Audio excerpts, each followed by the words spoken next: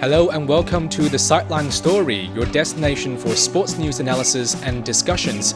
I'm your host Tian Yu. This week we're diving into the NBA MVP debate, whether Shai Gilgeous-Alexander truly deserved the honor, and what the gold standard for MVP really should be. For this conversation, I'm joined here with my two fantastic co-hosts, Jiang Tao and Brandon Yates. So it's been a while since we last had you on our podcast. Yeah, and, it's been quite a while. Yeah, it's great to have you back, man. Yeah, thank you for having me. Yeah. So yeah, after winning his first scoring title and leading the Oklahoma City Thunder to a league high 68 wins, Shai Gilgeous-Alexander has become just the third man to win the MVP following in the franchise history, following Russell Westbrook and Kevin Durant. However, there is still a lot of criticism around how he earned this title, and a lot of fans and analysts are still arguing that Nikola Jokic deserved the title more than him because he had a better all-around season than him. So, Jiang Tao, what's your take on this? Does Shai really deserve this title? Well, I think SGA definitely delivered a brilliant season this so far, like averaging 32.7 points. Yeah. And led the whole league. And if you watched him play, I think you definitely will, have an impression that he has managed to do that with so much ease. Yeah. And he's like a designed system that never goes wrong. And his scoring is consistent and reliable. And many people say statistics maybe just reflect partly of a player. But I have to say that, statistics don't lie. Yeah. And being part of the puzzle of the OKC, I think he actually has proved himself on court. He has scored 30 plus for 3 consecutive seasons, and definitely has proved awesome. his ability. Yeah. And as for the debate, I think why people have such a perception that he, maybe probably do not deserve for the title is because people think that he relies too much on foul or relies on free throw to score. But actually, it is not the case. I did some research and found that in this regular season, he only made 8.8 free throws this season. And comparing to previous MVPs like LeBron James, that figure was 10 plus. And actually, SGA only sits probably 10th or 11th on that list. And that is, that figure could be perceived wrong by so many fans. And why, I think the reason why people have this kind of perception is because recently the hyping of the online fans after, SGA made 14 free throws in the game 1 against Timberland Wolves. Yeah. And he also made another 14 in the game 4. Yeah. So obviously people are hyping that. And as for Jokic, and I think he is a full-round player, and definitely I show my respect. He can easily manage triple-double in any game if he wants to. And if we just look at the statistics and figures, I think probably he deserves. He has an edge to win the MVP title. Yeah. But if you ask me whether SGA deserves or not for the title, I certainly would say SGA deserves. Yeah, I think I agree with you because averaging 30 plus points in the regular season is not an easy feat. Yeah, it's not a small feat. Yeah, and he has really come a long way compared to last season. But Brandon, what do you think? Do you agree with Jiang Tao? Do you think there's another player out there that's more deserving than Shai? I don't think so. I think it's been a phenomenal season for a couple of players, but I mean, Shai is in that conversation, if not at the top of the list of that conversation, I'd say. And I mean, we say that he's improved. I mean, he's improved remarkably, and what he's been able to do with OKC, and helping that team rise from a rebuilding team to a top contender. Yeah. His impact on that is just absolutely undeniable. So, there's just been a couple of things that he's done this season. Of course, leading the league in scoring, and as was mentioned earlier, there is this perception about the free throws. And obviously, the stats don't lie, but there are cases to be made in certain matches. But at the same time, I think having the ability to draw fouls and kind of figure out ways to score points for your team, whether it's, from 30, 40 meters out or from free throws, it doesn't matter. You need to be the catalyst that leads your team to victories. And Shai Yeah. Gilgeous-Alexander, SGA, is definitely, I think, he epitomizes that role of being someone that can sometimes single-handedly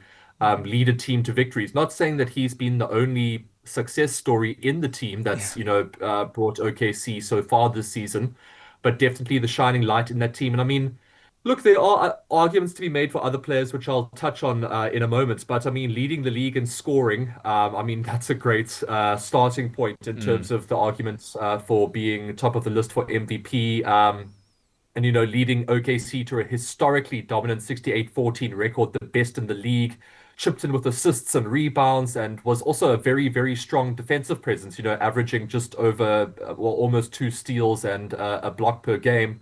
I think when you also look beyond the stats, some of the things that he was able to do when it really mattered in terms of being a clutch player, I think that's also something that was taken into consideration.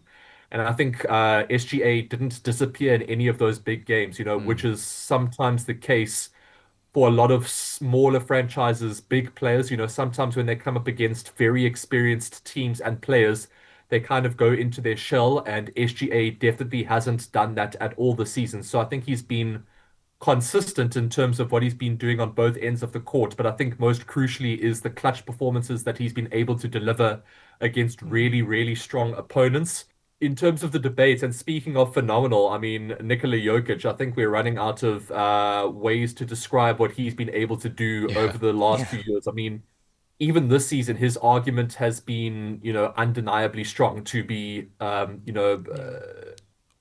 to be considered a snub for the MVP title Yeah. because, like's already been mentioned, he averaged a near triple double, Yeah. and he also made history by being the first player to rank in the top three for points, rebounds, assists, and steals. Yeah. So just unprecedented all-round mastery. So just a phenomenal season for him. And, the overall record for, the Nuggets wasn't as dominant as OKC's, but Jokic's, just overall record and what he was able to do as an individual was just absolutely immense. So, do I think SGA was worth the title? Absolutely. The MVP, like we've already said, the MVP award isn't just about statistics. Mhm. So there's arguments to be made on both ends. And I mean, when you look at statistics as well, I mean, sometimes also what Giannis Antetokounmpo was able to do with the Bucks was also absolutely phenomenal this season. So there's a couple of arguments to be made all around, but I just think how SGA has, developed as a player, the points that he was able to score, the way that he was able to uplift OKC to a potential title contender, and just the things that he's been able to do has been absolutely amazing. And I think it's just nice to have, another new name in the mix, and just not have Jokic or one or two other players dominate season after season. Yeah, I think I agree with you guys. I think both Jokic and SGA are excellent players this season. But just looking at Shay's case, from my perspective, I think we have to acknowledge that SGA has relied heavily on his foul baiting strategy throughout his games. But that said, he's not alone in this. I mean, Mhm. Giannis Antetokounmpo has led the league in average free throw attempts, Yeah. and also Jalen Brunson has been seen many times trying to baiting defenders into contact. So I don't think he's the only one using this strategy. Yeah. But when it comes to using this tactic effectively, I think no one has done a better job than SGA this Efficiency. season. Yeah, efficiency. I think foul baiting is a skill and it Yeah. requires the deep understanding of rules, how they are enforced, and also making the right decision at the moment. And I think Shai's excellent ball handling skill and his high game IQ have allowed him to just, step into the paint almost at his will. He knows how to get into the free throw line consistently. And that's just part of the story, because I mean his game has improved tremendously over last season. Because he has now added his 3-point shots his career high. Into his arsenal. I mean, while his pump fakes, his spin moves and the mid-range shots are still his signature weapons. His ability to shoot from the arc have made him even more dangerous. Yeah, but I have to mention a thing. When I see SGA playing, I just kind of get an image that maybe he's got electrified on the court and doing some crossover. And that is stunning. That's yes, he can do some amazing tricks on the court. But before we move on, let's take a quick look at what's been happening around the sports world in the past week. In football, Real Madrid has appointed Xabi Alonso as their new head coach following Carlo Ancelotti's departure. The 43-year-old returns to the Spanish capital after 3 impressive seasons at Bayer Leverkusen. No doubt, this is a very special day for me, and it will be marked on my calendar for the rest of my life. I'm very happy to be here, in what I feel is my home. Alonso played for Real from 2009 to 2014, winning La Liga and the Champions League and playing a key role in Spain's golden era, including the 2010 World Cup and back-to-back European Championships. Chelsea has made history as the first club to win all 4 major European club trophies following a 4-1 win over Real Betis in the UEFA Conference League final. After conceding an early goal, the Blues quickly took control and left no doubt by the final whistle. Hopefully, it can be a starting point to build a winner mentality. You need to win games, you need to win competition, and for sure, the trophy we won tonight is going to make us better. But also, I'm very proud about the path or the journey we have done in the Premier League. That for me is the most difficult competition in the world. You have to be consistent. It's 38 games. And this player, they showed during this. That's why after Nottingham Forest, my outburst was a little bit exaggerated. But the reason why is just because in 38 games, you need to be consistent. And with the victory adds to Chelsea's decorated European legacy with 2 wins each in the Champions League, Europa League, and Cup Winners' Cup. They also lifted the FIFA Club World Cup trophy in 2022. In tennis, organizers at Roland Garros held a grand ceremony to honor the King of Clay, Rafael Nadal. The 14-time French Open champion retired at the end of last year after more than 2 decades on the Pro Tour.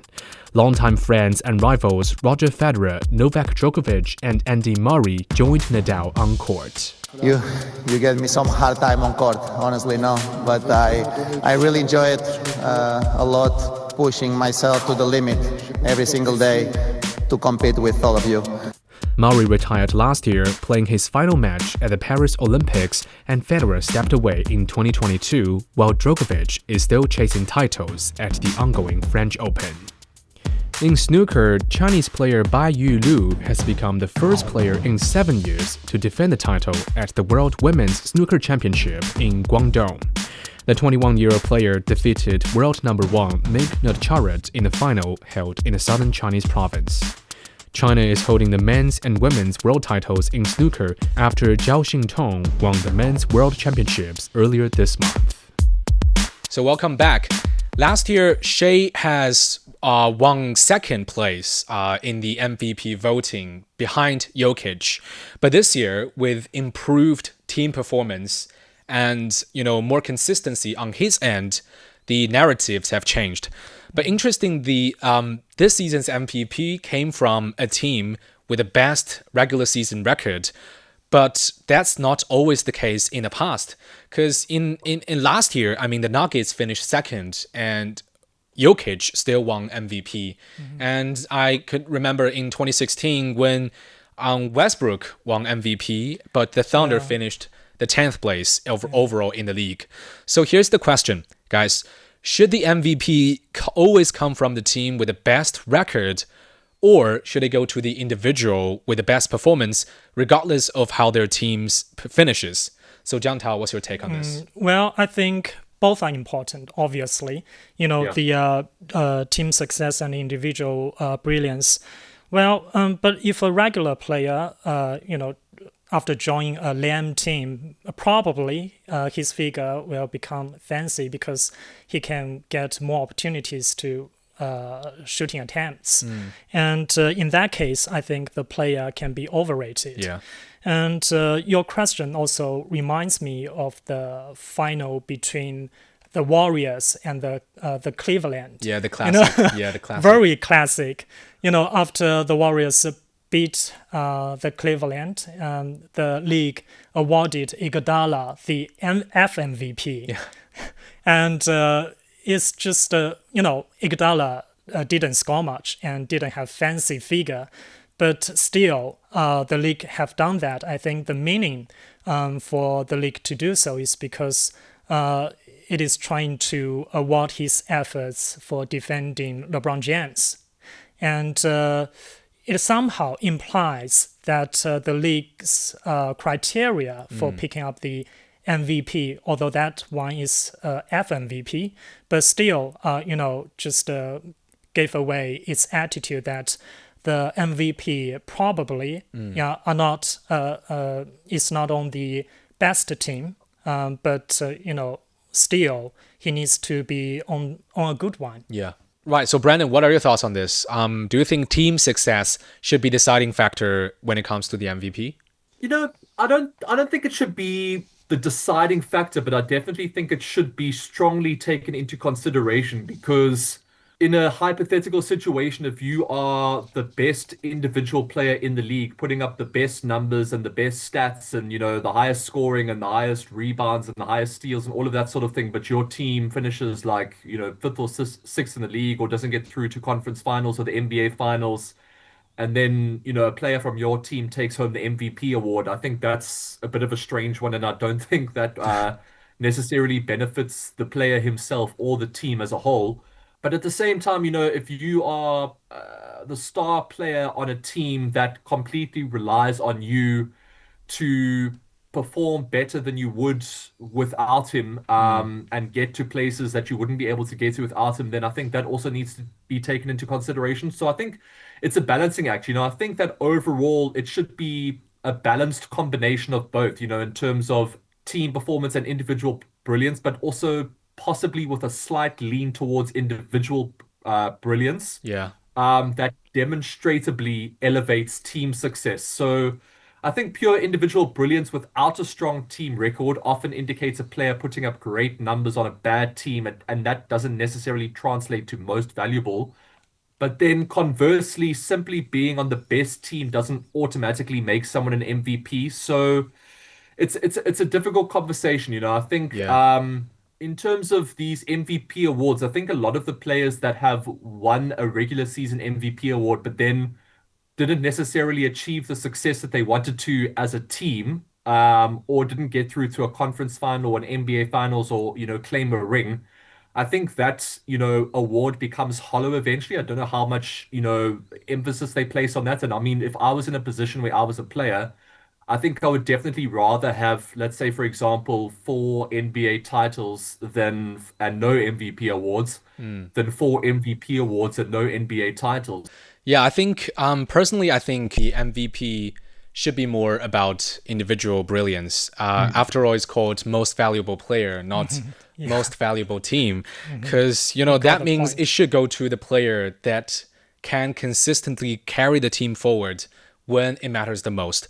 But this season, just look at this season's case. Jokic has several monster games. He can shoot, 50 plus or even 60 plus points at times without much help. But, looking at, by comparison, Shai had a stronger supporting cast, we have to admit, in OKC. So I understand why many fans argue that Jokic was more valuable than Shai, and there's been so much debate going around about this award this year. But speaking of controversy, MVP voting has sparked plenty of debates throughout the NBA history. So, Zhang Tao, in your opinion, which MVP pick was the most controversial in the history? And on the other hand, who do you think had the most justified and dominant season? Well, this is really an interesting question. Yeah. And, there's a saying that top draft picks can be overrated, but never the MVPs. Because MVPs gain the title game by game, and they are the best of the best. Yeah. And if I have to make the choice, I think probably I will go with Westbrook in 2017 because I still remember back then the Thunder was not very competitive, and KD, Kevin Durant, and James Harden have already left that team. And ironically, if I had the memory right, the OKC was eliminated by the Houston Rockets, which is led by Westbrook's previous teammate, James Harden. So that is really ironic. And I know that year, Westbrook averaged a triple-double.